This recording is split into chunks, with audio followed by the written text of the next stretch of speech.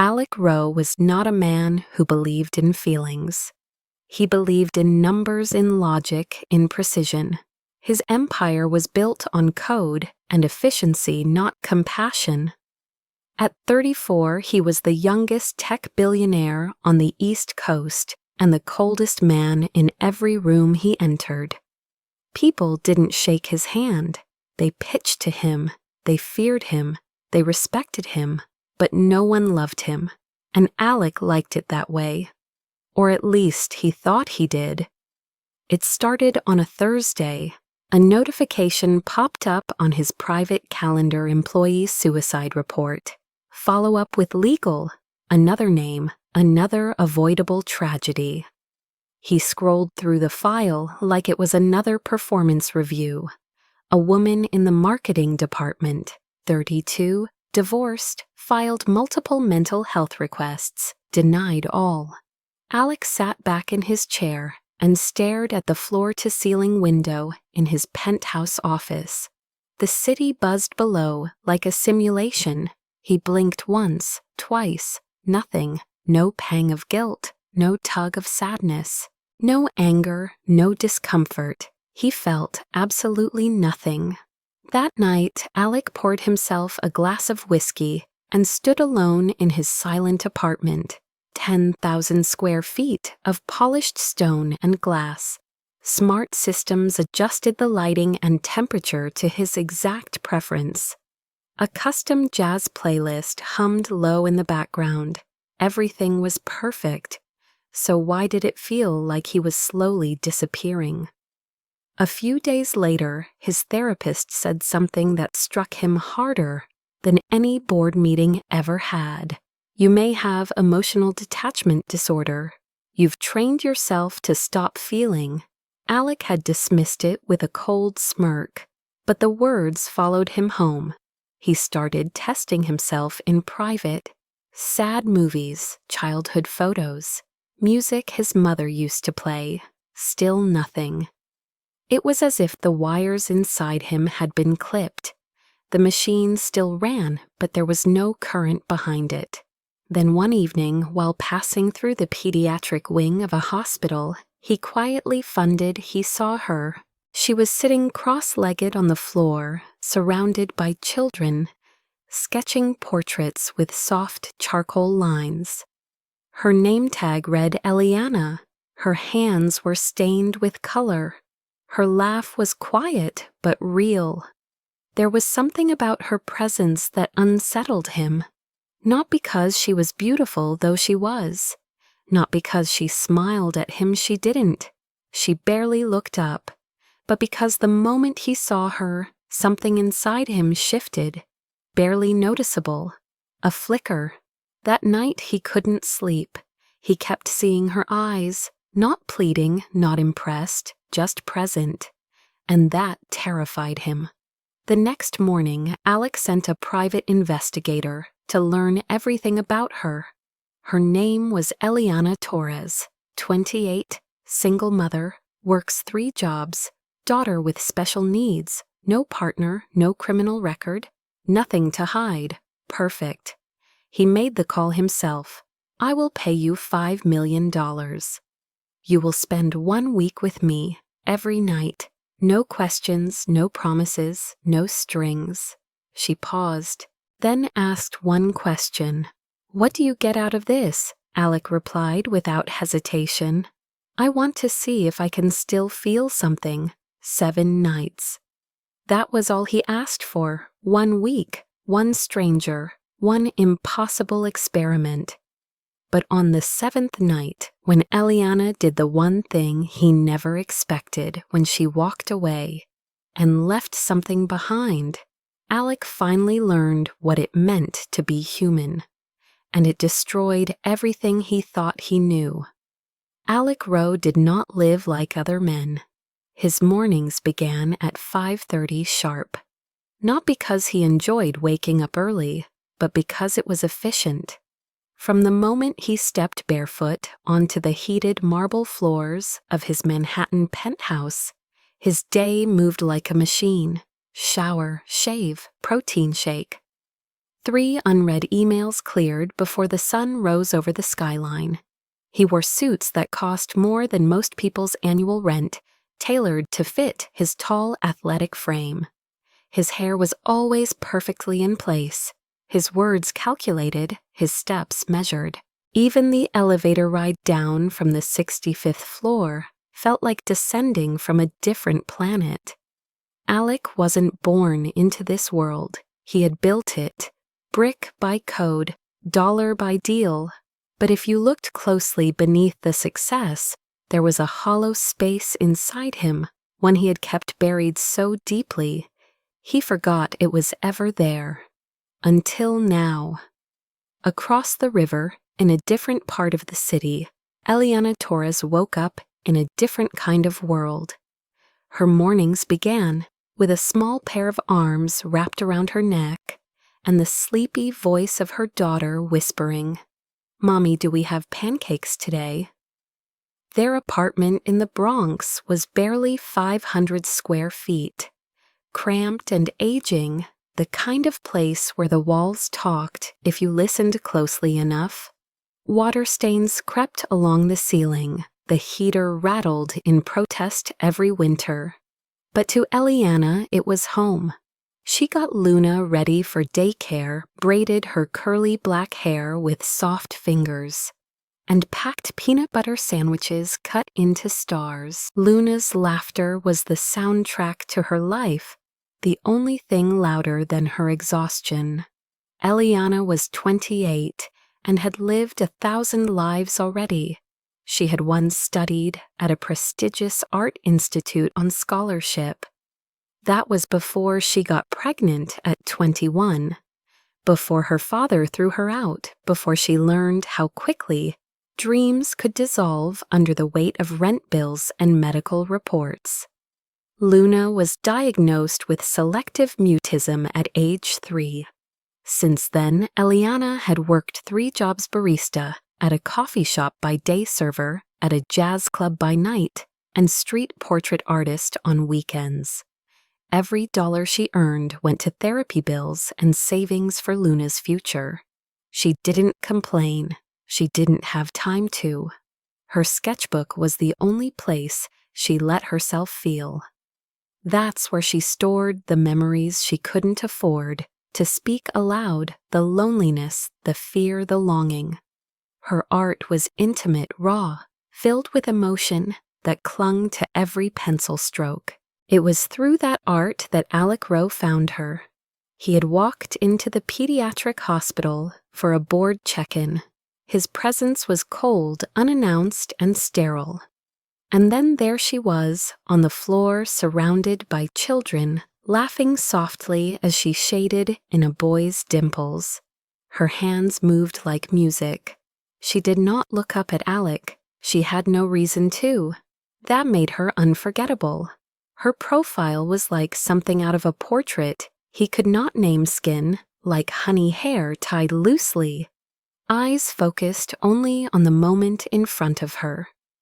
Alec had seen a million beautiful women, dated the kind who wore designer gowns, and knew how to fake affection with perfect poise.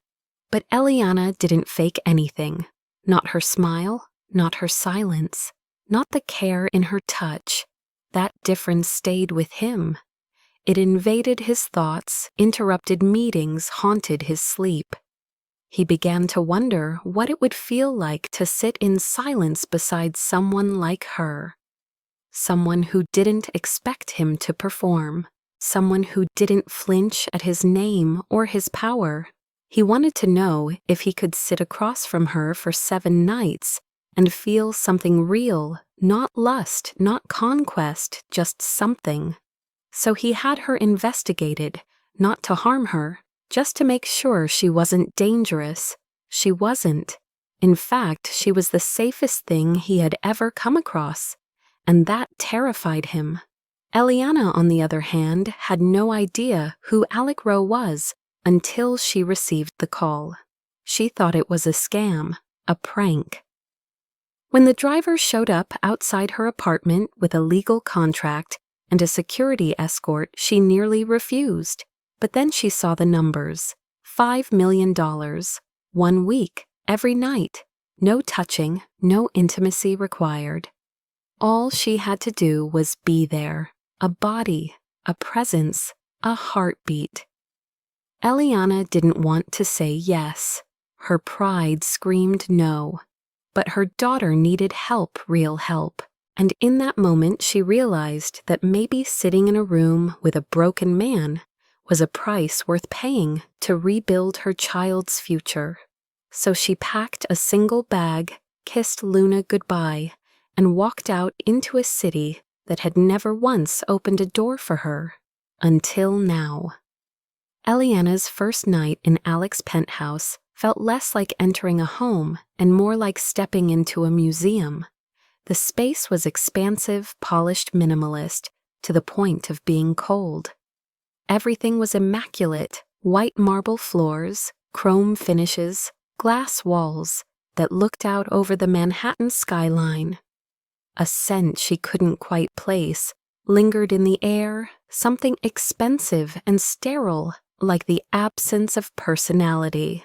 Alec greeted her at the door wearing a dark gray suit without a tie. His sleeves rolled just enough to expose a luxury watch. He didn't smile. He didn't offer her a drink. He simply nodded once and said, "You're on time." Good. Then he walked away, expecting her to follow. She did. For the first 30 minutes, they didn't speak. He worked at his desk in the far corner, tapping on a transparent keyboard while projections floated around him. She sat in the center of the room on a velvet couch that felt too elegant for her jeans and sneakers. She didn't fidget. She didn't ask questions. She just pulled out her sketch pad and started drawing. Alec noticed but said nothing.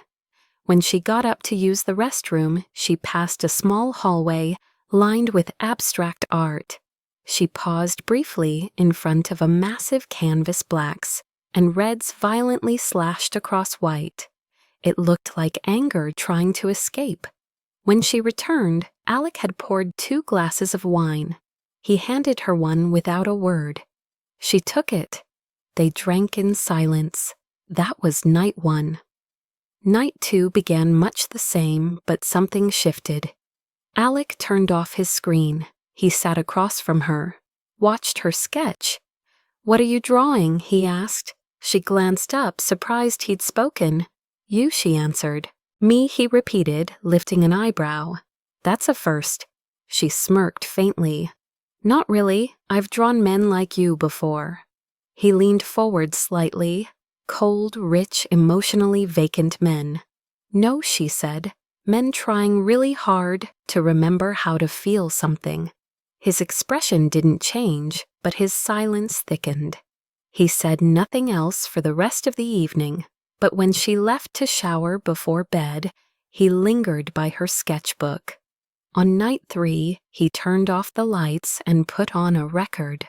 Soft jazz hummed through the penthouse. Eliana curled into the corner of the couch barefoot, now wearing a loose sweater and leggings. Alec, in black lounge pants and a dark t-shirt, sat on the floor near the window. The city lights sparkled beneath them like static. "I don't usually do this," he said. She didn't look at him. "Do what? Talk? Share space. Sit in silence with someone who doesn't want anything from me." Eliana tilted her head. "How do you know I don't want anything?" Alec glanced at her. "Because you haven't asked for anything, not once, not money, not favors, not even respect." She shrugged. "I don't want your respect. I want my daughter's therapy covered. That's already paid for. The rest is yours." He watched her for a long moment. "Do you think that makes you cold detached?" She turned her gaze toward the glass. "I think it makes me focused on the things that matter." He nodded slowly. It was the first moment of understanding between them. That night they fell asleep on opposite sides of the same bed. She faced the window. He faced her. On night 4, Alec returned from work early. He looked tense, jaw clenched, tie loosened. "Bad day?" she asked. He poured himself a drink. "Board meeting, investors want a pivot. AI isn't enough anymore. They want a human story, something they can sell." He laughed bitterly. "Funny, right? They're asking me to show humanity like it's a quarterly deliverable." Eliana didn't respond. Instead, she crossed the room, took the glass from his hand, and placed it on the table. Then she sat beside him. No words, just presence. It was the first time Alec didn't recoil from physical proximity. Later that night, he asked her a question that changed the tone of everything. "What do you miss most from your old life?" She hesitated. "I don't think I ever had an old life. I had dreams, I had a plan, but I never really had a life." Alec looked at her, not blinking. "What did you dream?" She smiled, eyes distant.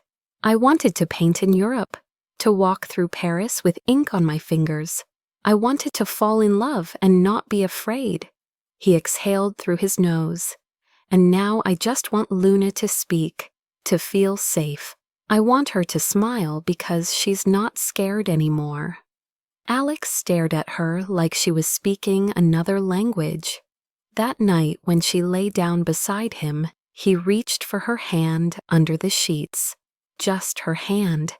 She let him hold it. No more, no less. On night 5, she wore a black silk robe he'd left out for her. He didn't comment, but his eyes lingered longer than usual. They cooked dinner together. Rather, she cooked, while he watched, and offered 1 or 2 suggestions that were mostly ignored. At one point, she laughed at something he said. It was unintentional, a slip, but the sound made his chest tighten. He didn't know if it was attraction or fear, maybe both. Later, they watched an old film together. Eliana cried at the ending. Alec didn't speak. He simply handed her a tissue and stared at her as she wiped her face. "You feel too easily," he said. "And you don't feel at all," she replied. His jaw clenched. "Maybe that's why I brought you here. Maybe I thought if I sat close enough to someone like you, I'd catch it. Like a virus." She looked at him, tears still fresh in her eyes. "Love doesn't work like that, Alec. It's not contagious, it's chosen." That night, when she rolled over in bed, he reached for her waist. She stiffened just briefly, then relaxed. He didn't go further. He just stayed there, breathing in sync with her until sleep claimed them both. On night 6, the tension between them became impossible to ignore. Every glance lasted too long. Every word felt loaded. At dinner, she caught him staring. He didn't look away. "You're not what I expected," he said. "Neither are you," she whispered. After dessert, he asked if she'd dance with him. She agreed. Barefoot in the living room, jazz playing low, they swayed slowly. His hand rested on her lower back, hers on his chest. She could feel his heartbeat steady but heavy. When the song ended, neither moved. His forehead touched hers. She didn't close the gap, neither did he. But they wanted to. When they finally parted, the air between them was thick with everything unspoken. That night they lay facing each other. She reached out first, her fingertips grazing his jaw. He closed his eyes. Her touch was gentle, reverent. Alec's breath hitched. "I'm scared," he admitted, "of what that I'll feel something and won't know what to do with it." Eliana smiled softly.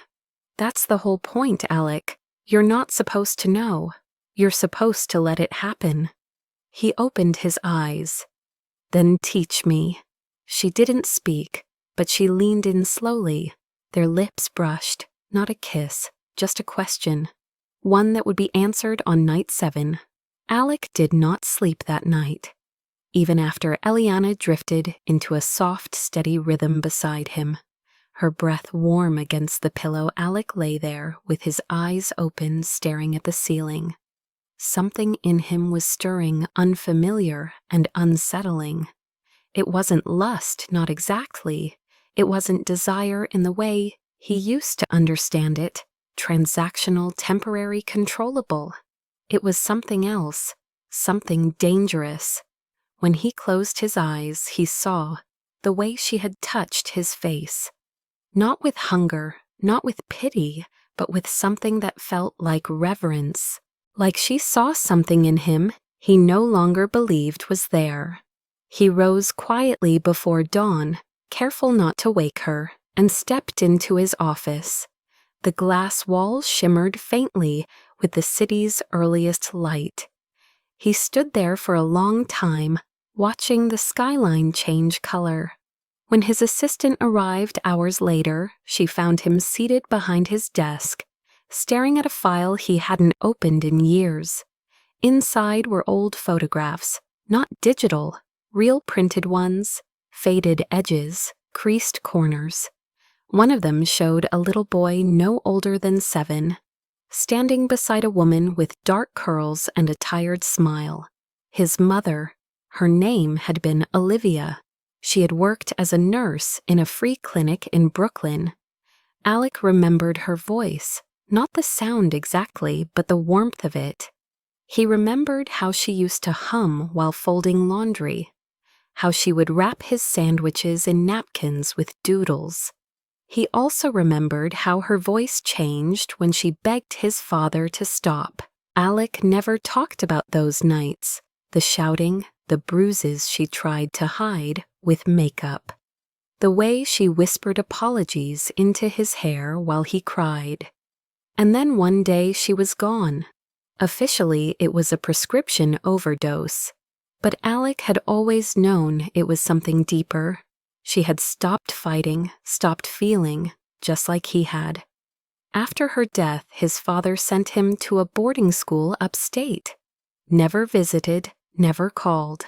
By 16, Alec had learned how to survive without anyone. By 24, he had made his first billion. By 30, he had erased the boy with the napkin drawings completely. Or so he thought. Until Eliana. She reminded him of his mother in ways he couldn't name. The patience, the fire behind the gentleness, the way she listened with her whole body, the way she moved like music without a sound. That evening, he returned to the penthouse earlier than usual. Eliana was in the small reading nook near the window, Luna's picture propped up beside her sketchbook. She looked up as he entered. "You're home early." Alec nodded. "I had things to think about." She tilted her head. "You look different." He sat down across from her elbows on his knees. "Do you want to know why I brought you here?" She didn't answer right away. Her pencil stilled. Then she nodded. "I told you I wanted to feel something." "That was true, but there's more. I needed to know if I was still human. If I could look at someone and care.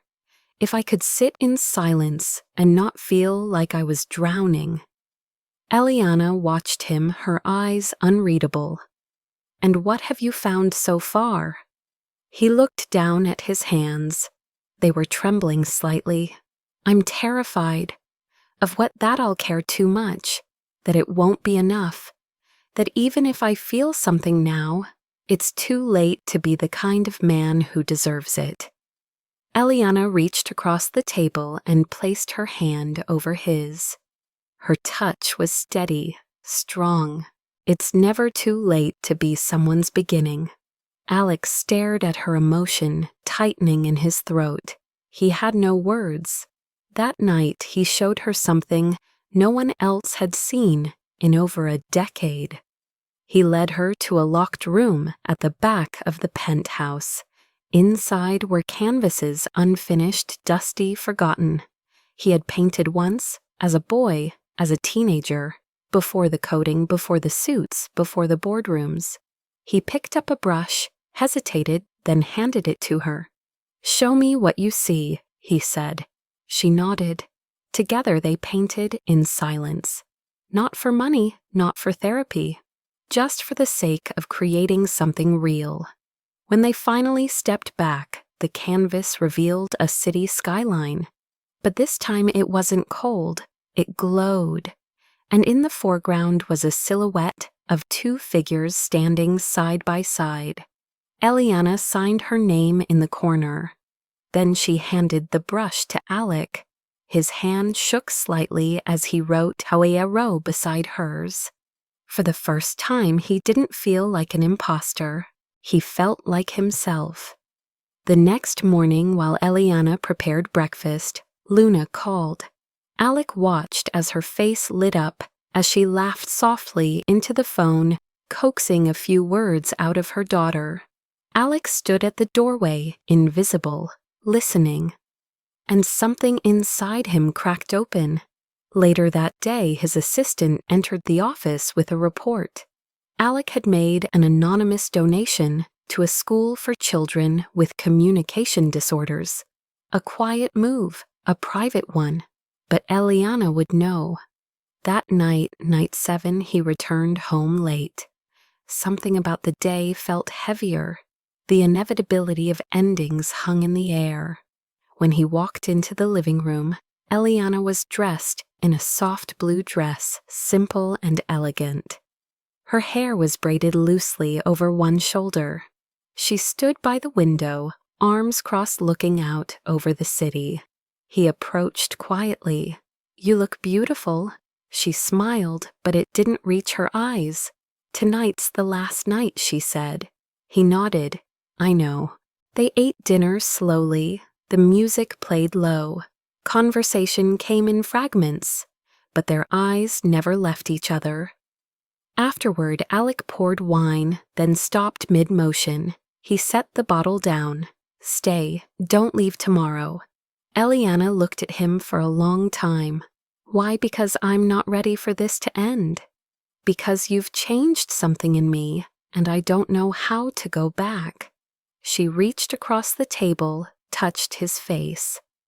"Alec, I care about you, more than I meant to, but this was never meant to be permanent.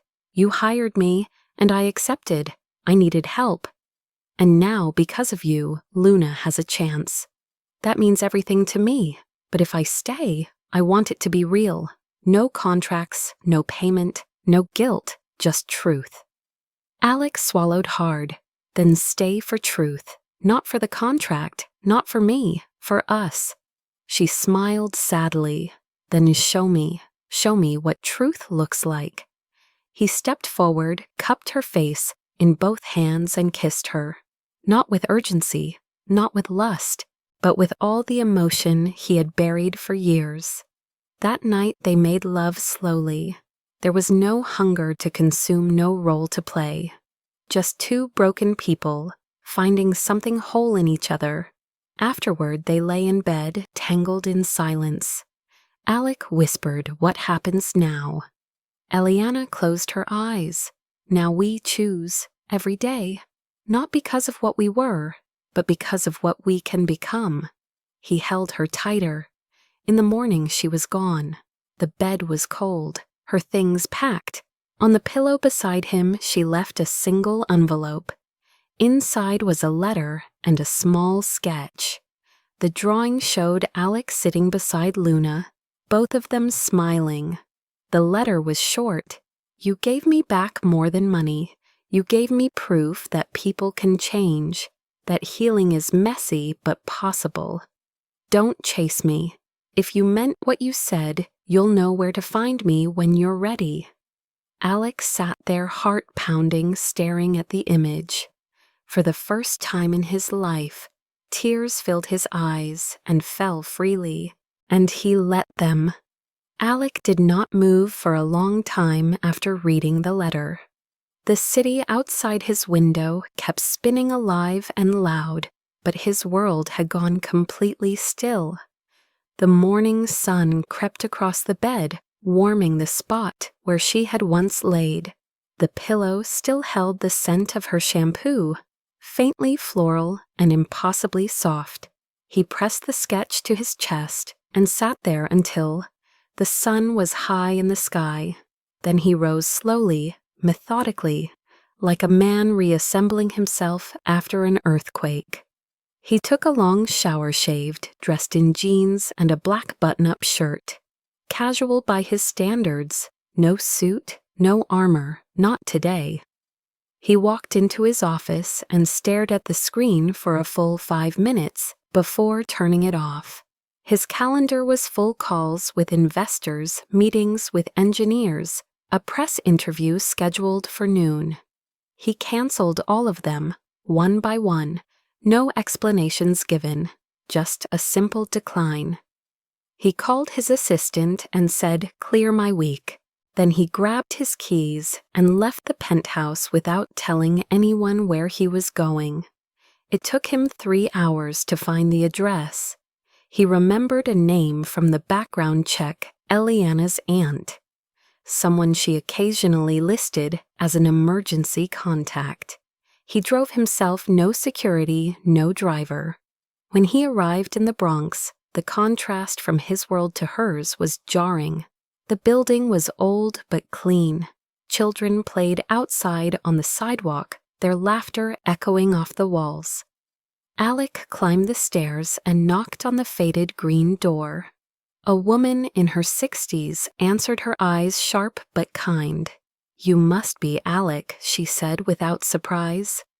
"Eliana told me you might come. She's not here. She took Luna on a little trip. Said she needed air, fresh starts." Alec's heart sank. Do you know where she went?" The woman looked at him carefully, as if trying to measure the depth of his intentions. "She left this in case you showed up." She handed him an envelope. Inside was a plane ticket. One way, Charleston, South Carolina. Along with it, a note in Eliana's handwriting. "Come find me, but only if you're not running anymore." That was all. No address, no promises, just a challenge, a test. Alec left that afternoon, no suitcase, just the clothes on his back and the sketch still folded in his pocket. Charleston was humid and bright, a coastal town full of charm and contradiction. He checked into a small hotel and walked the streets for hours, scanning faces, searching for something familiar. Nothing. He was on the verge of giving up when he passed a gallery tucked between a bakery and a bookstore. The sign above the door read, "Still Human." His heart stopped. He stepped inside. The space was small but full of light. Canvases lined the walls, cityscapes, portraits, moments frozen in soft color and shadow. He recognized her hand in every stroke. At the far end of the room was a painting unlike the others. It was the two of them, standing on opposite sides of a window, he in shadow, she in light, and between them Luna holding both their hands. Alec stepped closer and saw a placard beneath it, "What we choose." The air left his lungs. A voice behind him said, "I didn't think you'd come." He turned. Eliana stood at the entrance to the gallery wearing a simple white dress and sandals. Her hair was loose, curling softly at her shoulders. She looked tired, radiant, and completely real. "I almost didn't," he admitted. "I was scared, still am." She nodded. "Me too. But you're here. That means something." Alec approached her slowly. "I'm not here to buy your forgiveness. I'm not here to prove anything. I'm here because, for the first time in my life, I want to choose someone. And I want it to be you." She blinked, tears forming. "You broke the contract. Good. I hated that contract." He smiled. Then he pulled the sketch from his pocket and handed it to her. "I carry this everywhere, because it's the first time someone saw me as more than what I've built." She unfolded it, her hand shaking slightly. Alec reached for her other hand. "I'm not perfect. I probably never will be. But I feel now. I feel everything. Especially when I'm around you. And I don't want to go back. to who I was before you walked into my life. Her tears fell then, silent and slow. I didn't expect to fall for you. I tried not to. You were supposed to be a job. He touched her cheek, and you were supposed to be a test, but you passed. She laughed through the tears, and you failed, spectacularly. They stood there surrounded by her art, by his new beginning, by everything they had fought through just to arrive at this moment. He leaned in and kissed her slow, certain full of everything he had once been afraid to feel. The door opened behind them and Luna ran in her little feet, pattering against the wooden floor. She froze when she saw Alec. Then, with no hesitation, she ran into his arms. He lifted her effortlessly, hugging her close. She whispered something into his ear, just a few words, but they shattered him. She said, "I drew you again, Daddy." Alec choked back a sob and held her tighter. Eliana stood beside them, hand over her mouth, watching the two people she loved most connect for the first time without walls. Later that evening, they sat on the gallery floor together. Alec, Eliana, and Luna, a new family, born not out of perfection, but out of choice. Alec said, "I used to think love was a weakness." Eliana shook her head. "It's the only strength that matters." He kissed her again, slower this time. The kind of kiss that felt like staying. The next morning, Alec called his assistant and said he would not be returning to New York for a while. He had other priorities now. He began investing quietly in community art programs, especially for kids with learning differences. He helped open a second, still human gallery in Brooklyn, with Eliana as creative director. Luna began speaking in full sentences by the end of the year. The press caught wind of the story, eventually a billionaire, disappearing then reappearing in the art world. But Alec declined all interviews. He said nothing publicly. He let the paintings speak, and they did. One by one, they told the story of a man who once forgot how to feel and the woman who reminded him. Not through force, not through romance, but through presence, through staying, through silence that healed instead of hurt. And on the anniversary of their 7th night together, Alec gave Eliana a gift. It was a painting, one he had done himself. It showed the three of them walking down a tree-lined street, hand in hand. On the back, he had written just one sentence: "This time I'm choosing you forever." The months that followed felt like a dream neither Alec nor Eliana had ever allowed themselves to believe in. Life moved slowly, deliberately. Their days were filled with ordinary things. Mornings making pancakes for Luna. Afternoons spent painting or reading together. Evenings walking hand in hand through Charleston's quiet streets. Alec had traded boardrooms for farmers' markets, traded his penthouse for a small cottage near the harbor, with ivy creeping up the whitewood. For the first time in years, he felt peace that wasn't purchased or prescribed. And yet, beneath the calm, a quiet fear lived in him. It whispered at night when Luna slept and Eliana curled against him. It whispered that this was borrowed time, that people like him did not get to keep good things. He ignored it as best he could until the call came. It was late one Thursday. He had just finished reading a bedtime story to Luna when his phone lit up. The name on the screen was unfamiliar, but the voice was not. It was Alan Drexler, his company's lead investor. "Alec, I know you said you were out, but there's something you need to see. They're going to move against you.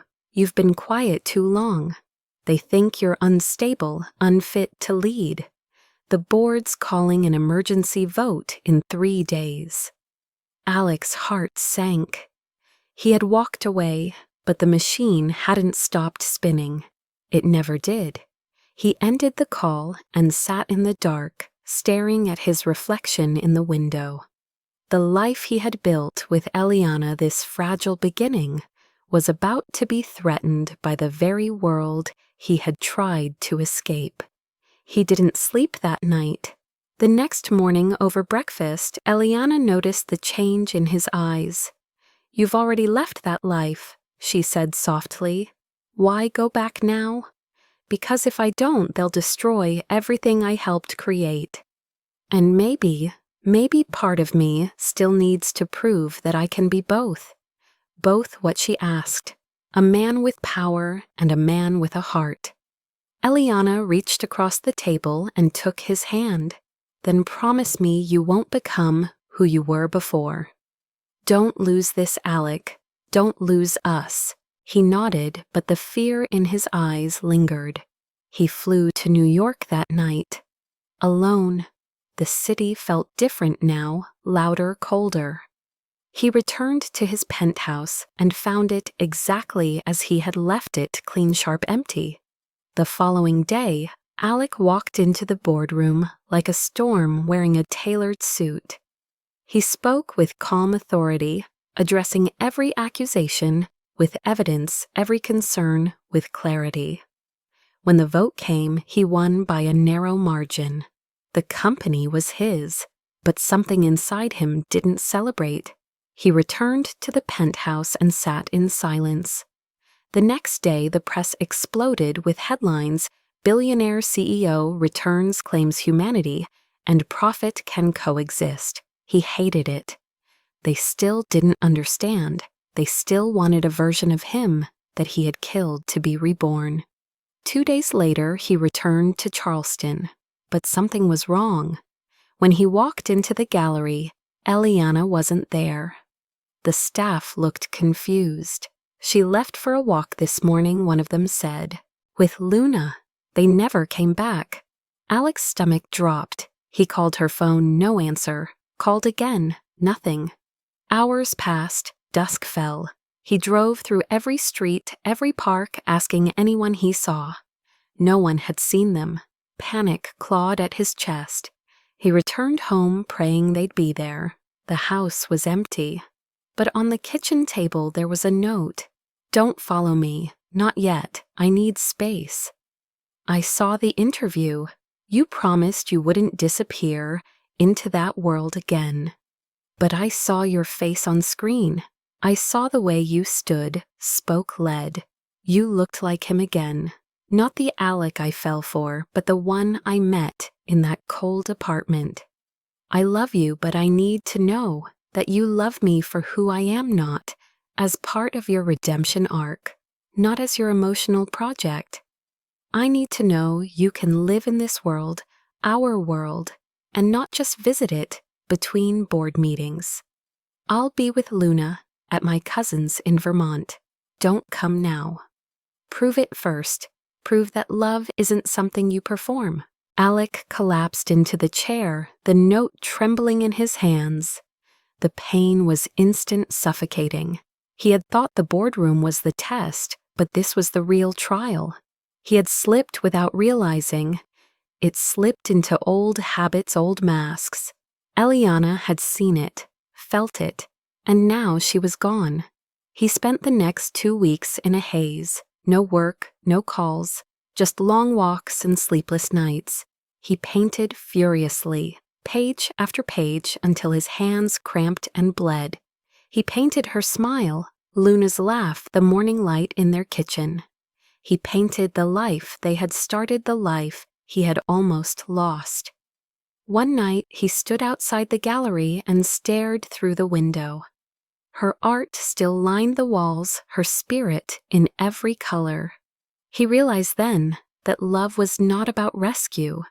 It was about showing up, not once, not when convenient, but every day. He packed a box the next morning. Inside, he placed the first painting he ever finished since she left. It was small, raw, imperfect. It showed a man holding a bouquet of sunflowers standing in the rain. The caption read, "I'm still here." He mailed it to Vermont. No note, just the image. 3 days later, he received a photo. Luna holding the painting, smiling. Beneath it, a short message from Eliana. "We're still watching." Alec didn't respond. He didn't need to.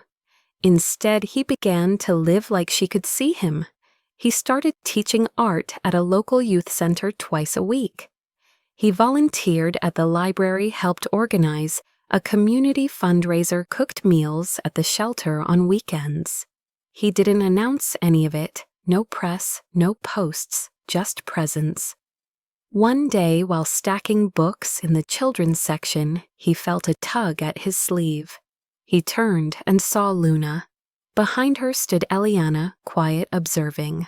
Alec knelt, his eyes meeting Luna's. She whispered, "We came to visit." He looked up. Eliana's eyes were wet, but she smiled. Alec rose slowly. "I didn't chase you," he said. "I know," she replied. "You stayed still. That's how I knew it was real." They walked outside together into the warm spring air. No promises, no speeches, just fingers slowly intertwining step by step toward whatever came next.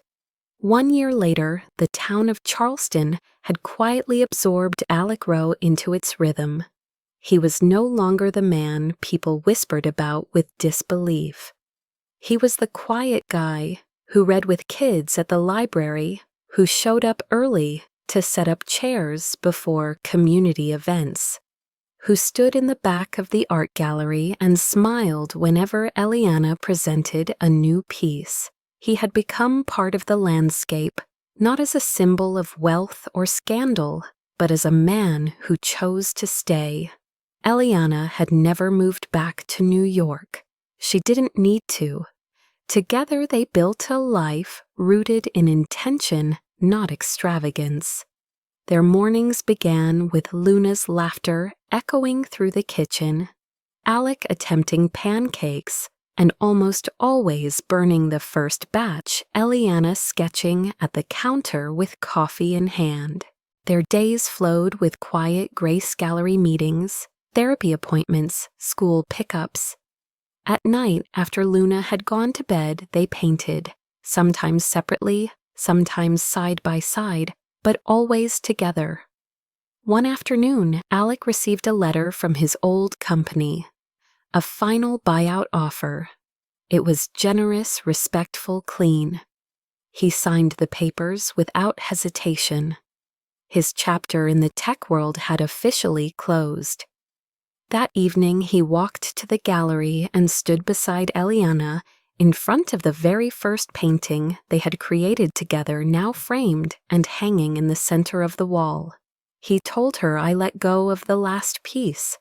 She nodded, her eyes soft. "I know, I could feel it." They said nothing more. They didn't need to. A few weeks later, on a quiet Sunday morning, Alec and Luna worked on a surprise for Eliana. Together they painted a mural on the side wall of the gallery, a blooming sunflower field with 3 figures standing beneath the sky. Eliana discovered it as she walked home from the market. She stood in front of it speechless as Luna tugged on her hand and said, "This is us." Alec wrapped his arm around Eliana's shoulder and whispered, "We're still here." Months passed, seasons changed, but the rhythm remained. No dramatic turns, no grand gestures, just the steady daily choice to stay, to grow, to love. On the anniversary of their first night together, Alec handed Eliana a small box. Inside was a simple ring, no diamond, no flourish, just a silver band engraved with the words, "No contracts, only love." He didn't kneel, he didn't need to. He simply looked at her and said, "I choose you again, every day." She slipped the ring on her finger and whispered, "Then let's keep choosing." And they did, again and again. Not because they had to, but because it was what they wanted, what they had built, what they had bled for. Alec had once offered $5 million just to feel something. In the end, what he found was priceless. A family, a home, a love that didn't ask for perfection, only presence. And as he watched Eliana and Luna dance barefoot in the grass that summer evening, the golden light catching in their hair, Alec finally understood something that no business, no algorithm, no logic had ever been able to teach him. You don't buy feelings, you remember them, you live them.